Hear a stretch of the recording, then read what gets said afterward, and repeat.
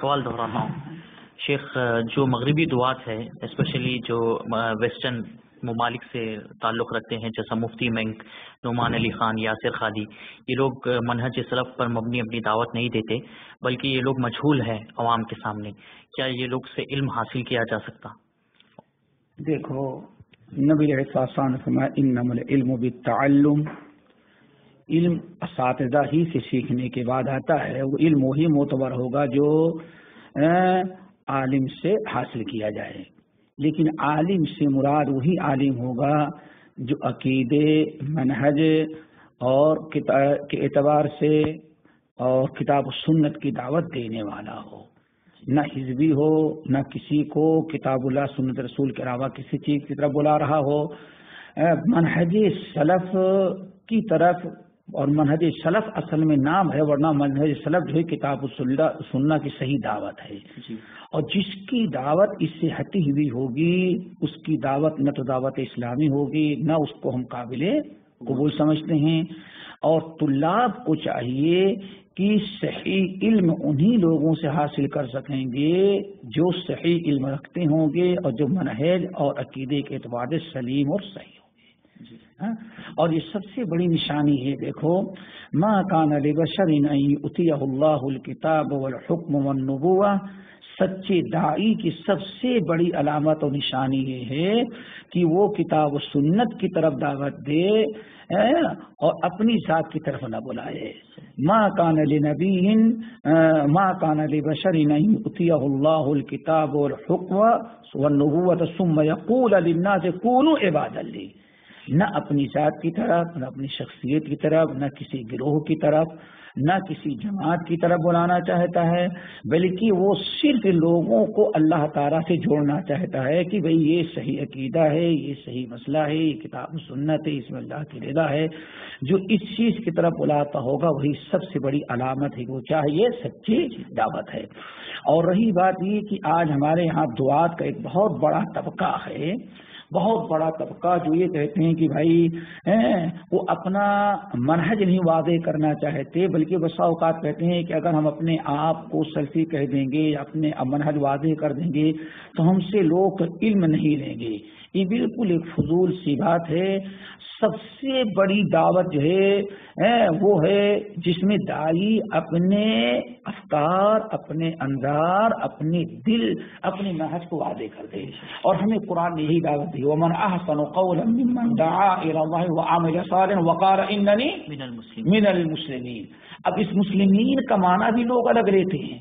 کچھ اور لوگ مسلمین کا معنی وہی ہے کہ وہ سماکم المسلمین، جو فرما بردار کتاب و سنت کی فرما بردار. اذ قال له ربه اسلم قال اسلم، اذ قال له ربه اسلم قال اسلمت لرب العالمین.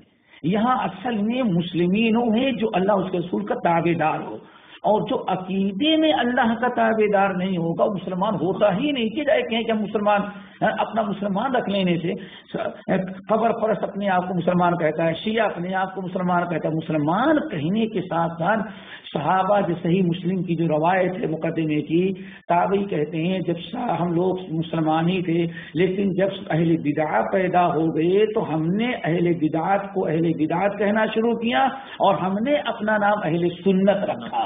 سنت ہے، حدیث ہے، اثر ایک معنی میں. تو صحیح دعوت دینے کے لیے اپنا منہج اسی وقت انسان واضح کر سکے گا کہ جب اہل حدیث ہوگا اور سلفی عقیدہ ہوگا. کیوں اہل حدیث کہنے میں کیوں جھجک ہے؟ سلفی کہنے میں کیوں آپ کو جھجک محسوس ہو رہی ہے؟ جی کس لیے؟ ہم تو کبھی نہیں جھجک کرتے. آپ نے یہاں دیکھا کوئی ہمارا حلقہ چھوٹا سا ہے نہیں، بڑا ہے ماشاءاللہ. کوئی کسی کو کبھی نہیں چھپا تھا کہ ہم اہل حدیث نہیں. کیوں؟ یہ تو بزدلی ایک قسم کی ہے کہ اپنے عقیدہ نہ ظاہر کرے. بھائی عقیدہ اس کا مطلب کہ آپ نے دونوں گروہوں کو دھوکے میں رکھا. جو سلفی نہیں ہے ان کو بھی دھوکہ میں رکھا اور جو سلفی ہے ان کو بھی آپ نے دھوکے میں رکھا. یہ اصل میں وہ لوگ کرتے ہیں جن کا مقصد ہے کہ کلما حب و دبا کو اکٹھا کر دینا، جس میں شیعہ بھی ہو، سنی بھی ہو، بریلوی بھی ہو، منحرفین بھی ہو، ہر ایک کو ساتھ لے کر کے چلنے والوں کا جو چکر ہوتا ہے گول مول. یہی اصل میں وہ لوگ ہیں جو کہتے ہیں کہ بھائی ہم مصلحتاً اپنے منہج کو واضح نہیں کرتے. فاصدع بما تؤمر. نبی علیہ السلام جس زمانے میں دعوت کا کام شروع کیے تھے اس زمانے میں جو آج کی لوگوں کی جو مصلحت جتنی ضرورت تھی لیکن اللہ کے رسول نے مصلحت اختیار نہیں کیا. فاصدع بما تؤمر وأعرض عن المشرکین. اللہ کے اس وقت اللہ کے نبی کو اللہ نے حکم دیا کہ آپ اعلان فاصدع بما، آپ کو جس کا حکم دیا اس کو کھول کر کے بیان کر دیں. تو کھول کر کے بیان کرنے میں کیا پریشانی ہے؟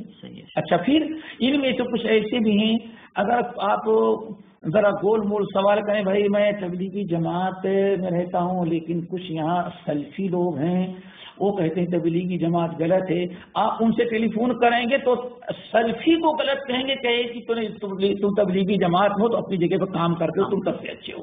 اس کا مطلب ہے وَتُخْفِي